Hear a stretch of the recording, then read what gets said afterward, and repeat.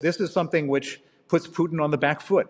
He's got to worry about whether his people are going to accept this war. And if the war is affecting them, which it is because of the sanctions, then it puts him in a weak position. Doesn't mean he stops the war, but it puts him in a position where he's got an incentive to stop the war because he doesn't want to get thrown out by his own people. Because if he does get thrown out, what happens to him?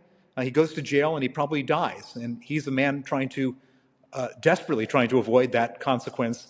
He doesn't want to die. You remember he used to sit at these long, long tables because he was so afraid of even catching a cold or COVID or whatever. He's a paranoid little man who's afraid of dying, and the last thing he wants to do is have people surrounding the Kremlin in massive numbers because of inflation or because of the crashed ruble. Oh, thank you so much for joining us. Congratulations to you, Sir Bill, Sir William.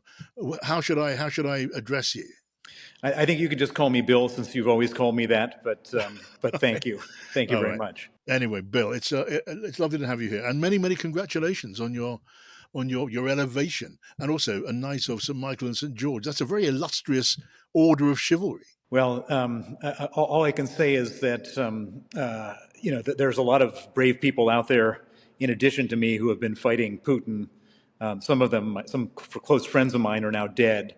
Alexei Navalny, Boris Nemtsov, many of them have spent time or are currently in prison. And so, however I'm being honored, this honor is for them even more than it is for me. I dedicate this to them because we're all in an absolutely mortal struggle with an evil dictator. Yeah, I mean, look, this is clearly an enormous compliment to you personally, but what about then its significance as a statement on top of it being a personal honor? How do you read its significance? Well, it's interesting because I've been in conflict with Putin and Russia since they killed my lawyer, Sergei Magnitsky, in 2009. So it's been 15 years. And for a long time, Britain as a country and the government and the establishment welcomed Russian money, and they really didn't want to hear what I had to say.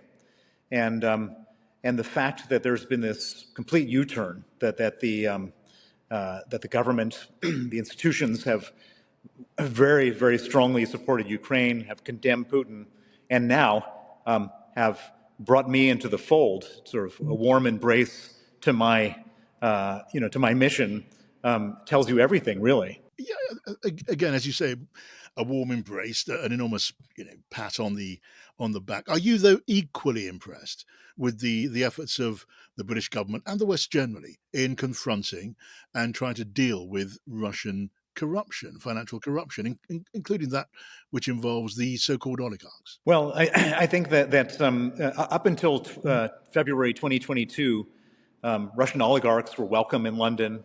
I would say more than welcome in London. They were being sort of recruited to come to London with all the best professionals and so on. Since the war started, and since these oligarchs have been put on the sanctions list, I don't think there's any Russian oligarch that feels comfortable in London. But we're still missing a lot of prosecutions. There hasn't been a single major money laundering prosecution again for Russian economic crime in this country since Putin came to power. And this has been the country that has received the most dirty Russian money. So I think that's one place.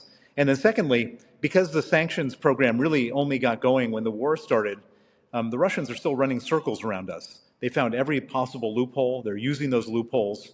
And we just don't have that much resource or experience. And so I think as time goes on, we need to get better at figuring out how the Russians are going to cheat us, how they're going to try to cheat sanctions, how they're trying to get money even when we say they can't have their money. And so, for example, it used to be that Rolls-Royce would sell their cars directly into Russia, and of course they can't do that now. But all of a sudden, there's this massive spike in the sales of Rolls-Royces to Azerbaijan. Well, guess where those kind of cars are going? They're going into Russia.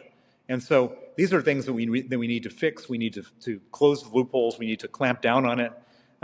I think there's a will now in the British government, but I still think that there's a lot of capacity needs to be added if we're going to do this properly.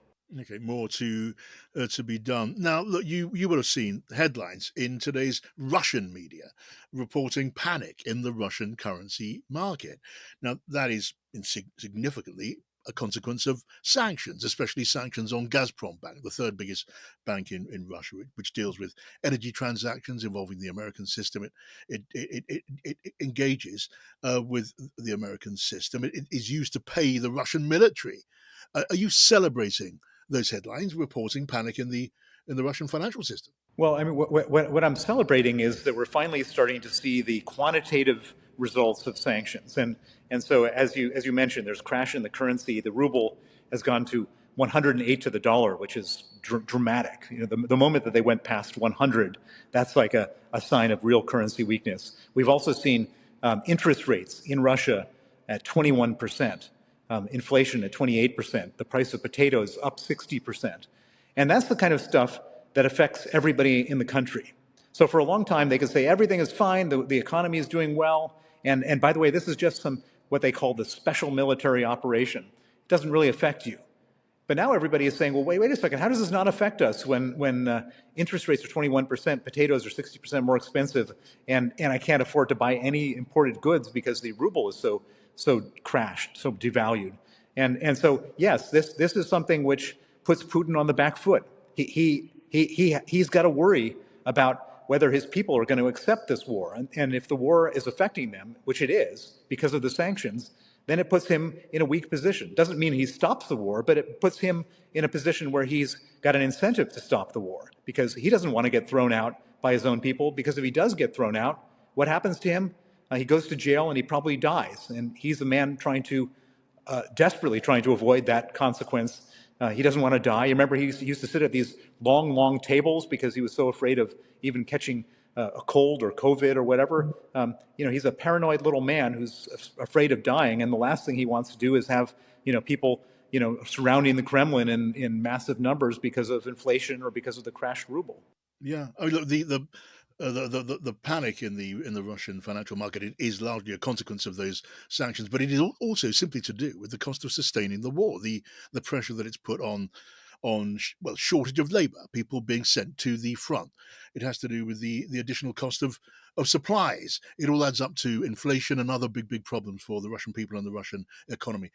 Is it a sign that Russia can no longer carry on with this war as it is going? It just is not sustainable. Well, that's the hope. The problem is for us is that he might have held on just long enough, because we're in a moment. There's now a new U.S. president coming in, Donald Trump, on January 20th. Donald Trump has basically said he doesn't want to spend any more U.S. money on Ukraine, which means there's a very strong chance that he's going to cut military aid. If he does cut military aid, then Putin all of a sudden gets this enormous advantage. It'll take a few months for it to come through, but all of a sudden, that's kind of his Hail Mary. That's the wild card. That's what Putin has been waiting for, and he's got Donald Trump. And Ukraine, if they do get cut off, then even with all these problems in Russia, they can sort of finish the job that they started 3 years ago, which is tragic for us, for Ukrainians, for the people living in the Baltics, and for Poland. And just for human beings generally who care about freedom and goodness. I mean, stopping support for Ukraine would obviously be an enormous help to Russia and to Vladimir Putin. Can you feel confident that the new president, Donald Trump, will carry on the pressure of sanctions in the way that Joe Biden has been doing? Well, I don't have any view. I can't be confident about anything because his only real sort of clear policy statement is a statement where he says that he was going to solve the war 24 hours after he was elected. Well, it's been a lot more than 24 hours since he was elected. He hasn't solved the war. And what does that mean? What is he going to do to solve the war? Is he going to basically create a situation where the Ukrainians have to capitulate? Is he going to do a Neville Chamberlain, here you can have Ukraine to Putin, peace in our time type of thing? I don't know. If he does that, then of course it's going to be a total disaster for us.